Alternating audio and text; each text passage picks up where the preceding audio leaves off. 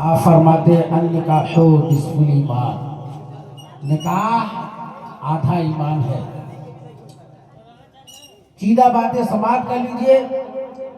دو عالم کے شہنشاہ مدینے کے تاجدار فرماتے ہیں، میرے غلاموں، میرے چاہنے والوں، میرے ماننے والوں، جب تمہیں اللہ تعالیٰ توفیق دے،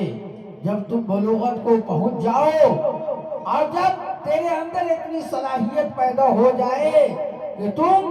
شادی کرنے کے بعد اپنی بیوی کو نان و نفقہ دے سکتے ہو، رہنے کے لیے مکان دے سکتے ہو، آقا فرماتے ہیں النکاح نصف الایمان، کہ تم نکاح کر لو، اس لیے کہ نکاح آدھا ایمان ہے۔ نبی اعظم صلی اللہ تعالیٰ علیہ وسلم نے مجاز دیا، میرے غلاموں، جب بندہ مومن نکاح کر لیتا ہے گناہوں سے بچ جاتا ہے، اس کا ہاتھ کسی اجنبی عورت کے طرف نہیں بڑھتا، اس کی آنکھیں کسی اجنبی عورت کے طرف نہیں اٹھتی ہیں۔ نبی پاک صلی اللہ تعالیٰ علیہ وسلم ارشاد فرماتے ہیں، اگر ایک نظر کسی اجنبی پہ پڑ جائے تو رب قدیر معاف کر دیتا ہے، جو بار بار گھور کر کے دیکھتا ہے تو وہ گنہگار ہوتا ہے۔ آقا کریم صلی اللہ تعالیٰ علیہ وسلم نے بتایا، میرے دیوانوں، میرے جانے والوں، تم نکاح کرو تاکہ تم گناہوں سے بچ سکو، برائی سے بچ سکو، میری سنت اور دیگر انبیاء کرام کی سنت کو اپنا لو، اسی میں تمہارے لیے کامیابی ہے اور کامرانی ہے۔ دیکھیے، یہ نکاح صرف لذت کی خاطر نہیں، لذت تو ہے ہی ہے، اگر بندے مومن یہ نیت کر لے کہ میں نبی پاک کی سنت ادا کر رہا ہوں تو یہ بھی عبادتوں میں سے ایک عبادت ہے۔ اور توجہ چاہتا ہوں جلدی جلدی دیکھیے، کہنے کا مطلب یہ ہے کہ ہر بندہ مومن جب نکاح کرتا ہے، آج عجیب دور ہے، لوگ مانگ چانگ پہ لوگ دیکھتے ہیں کہ نہیں صرف خوبصورتی ہونی چاہیے، نہیں، خوبصورتی کے ساتھ ساتھ سیرت دیکھیے۔ آج ہمارے اور آپ کے یہاں بہت کچھ مانگا جاتا ہے، اگر خوشی سے دینے والے نے بہت کچھ دے دیا سب ٹھیک ہے، اگر کچھ بھی مانگ لیا تو سب بھی ٹھیک ہے، ناجائز ہے۔ دیکھیے، اپنے وقت کا ایک گورنر ہے، کون ہے؟ گورنر ہے، عراق کی سرزمین ہے۔ آج کسی کا بیٹا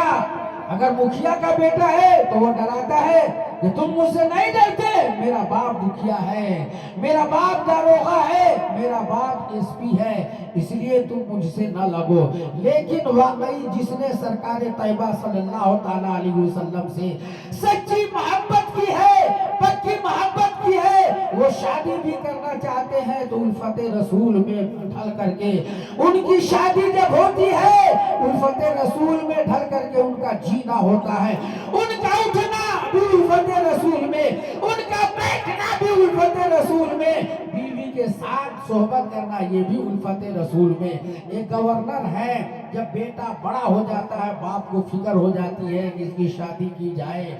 اپنے وقت کے گورنر ہے، ہر طرف سے شادی کے لیے پیغام آ رہے ہیں، کہا کہ نہیں کریں گے۔ باپ نے کہا کہ بیٹا دیکھو، تم سے چھوٹا بھی کئی بھائی ہے، پہلے تم شادی کرو تاکہ اس کے بعد میں تمہاری شادی کے بعد ان کی شادی کر دی جائے۔ میرے دوست اور بزرگوں، ایک سے ایک بادشاہ کے یہاں سے اس گورنر کے یہاں پیغام آتے رہے، ٹھکراتے رہے، آخر میں باپ نے پوچھا، میرے بیٹے تجھے کیا چاہیے، تو کیا چاہتا ہے، کیسی حسین و جمیل لڑکی سے شادی کرنا چاہتا ہے؟ کہا کہ ابو حضور، میری دل کی یہ تمنا ہے، میری دل کی یہ خواہش ہے، میں ایسی عورت سے شادی کروں، اتنی نیک بخت ہو، اتنی نیک بخت ہو کہ میرا ہاتھ پکڑ کر کے مجھے جنت میں لے جائے، اور اس کے شکم سے جو بچہ پیدا ہو بیت المقدس کو آزاد کرائے۔ سبحان اللہ، سبحان اللہ۔ تو کہا کہ یہ خواہش ہے۔ اب دیکھیے آج کل لوگ ڈیمانڈ کرتے ہیں مفتی صاحب کو بلا، لیکن دیکھیے اپنے وقت کا گورنر ہے نا، ہاں، بہت اونچی حیثیت کا آدمی ہے، جلدی جلدی وقت کی قلت دامنگیر ہے، کہا کہ نہیں، ہم کو وہی چاہیے ایسی عورت۔ اب تلاشتے رہے حسین و جمیل بہت سی لڑکیاں، لیکن کون جانے کی ہاتھ پکڑ کر کے جنت میں لے جانے والی۔ اب اتفاق سے اسی عراق کی سرزمین پر ایک غریب گھرانے کی ایک لڑکی تھی،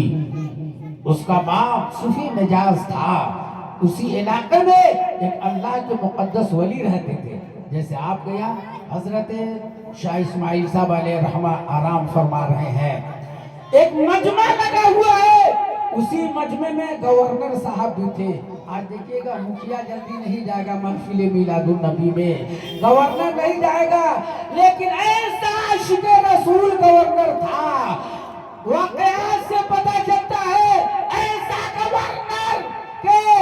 5 وقت نمازی بھی ہے، میدان کا غازی بھی ہے۔ اس کی دل کی تمنا یہ ہے کہ مجھے ایسی نیک بخت عورت ملے کہ میرا ہاتھ پکڑ کر کے جنت میں لے جائے۔ میرے دوست اور بزرگوں، اسی محفل میں بات چلی تو وہ صوفی صاحب بھی آگئے جن کی یہاں ایک لڑکی تھی، بہت سے پیغام آتے تھے، لیکن اس لڑکی کا کہنا یہ تھا میرا شوہر اتنا نیک ہونا چاہیے کہ میرا ہاتھ پکڑ کر کے جنت میں لے جائے، اس کے نطفے سے جو میرے شکم میں بچہ پلے ایسا نیک بچہ ہو کہ وہ بیت المقدس کو فتح کر دے۔ اللہ کے مقدس ولی نے سنا، سننے کے بعد میں گورنر صاحب کو بھی بلا لیا ہے، اور بلانے کے بعد میں لڑکی کے والد کو بھی بلا لیا، کہا کہ آپ کیا چاہتے ہیں؟ کہا میری لڑکی کی ایک فرمائش ہے، میرا شوہر اتنا نیک بخت ہو کہ میرا ہاتھ پکڑ کر کے جنت میں لے جائے، اور جو بچہ پیدا ہو اس کے ساتھ ملنے کے بعد بیت المقدس کو آزاد کرا دے۔ میرے دوست اور بزرگوں، اس اللہ کے مقدس ولی نے کہا اے فلاں، تیری بیٹی کی جو خواہش تھی گورنر صاحب، آپ کا جو ارمان تھا، آج اللہ رب العزت نے سرور کائنات کے طفیل سے اسے جو باتیں تھی تمامی باتوں کو پوری کر دیا ہے۔ آپ جیسی لڑکی چاہتے تھے،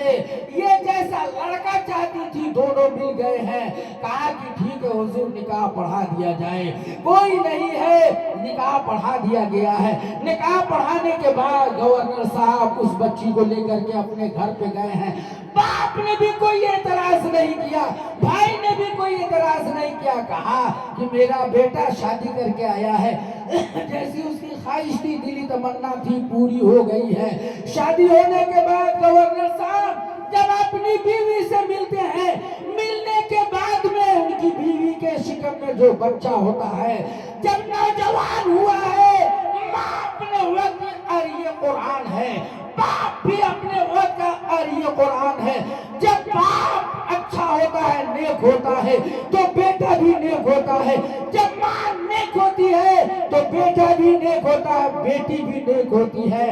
اگر ماں حضرت خواجہ غریب نواز علیہ رحمہ کے طریقے سے ماں ہوتی ہے تو حضرت خواجہ جیسا غلام جنم لیتا ہے۔ میرے دوست اور بزرگوں، وقت آ گیا ہے، اب ان کے شکم میں جو بچہ پل رہا ہے، پیدا ہونے کے بعد جب جوانی کے قریب پہنچا ہے،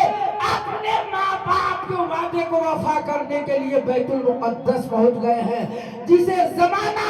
صلاح الدین ایوبی کے نام سے جانتی ہے۔ بیت المقدس کو فتح کر کے لوگوں کو بتا دیا ہے، اپنے ماں باپ کے ارمان کو پورا کر کے دکھا دیا ہے، اللہ اور اس کے رسول کی رضا کو حاصل کر لیا۔ یہ تمنا ہونی چاہیے۔ آج کل لوگ سے یہ ہو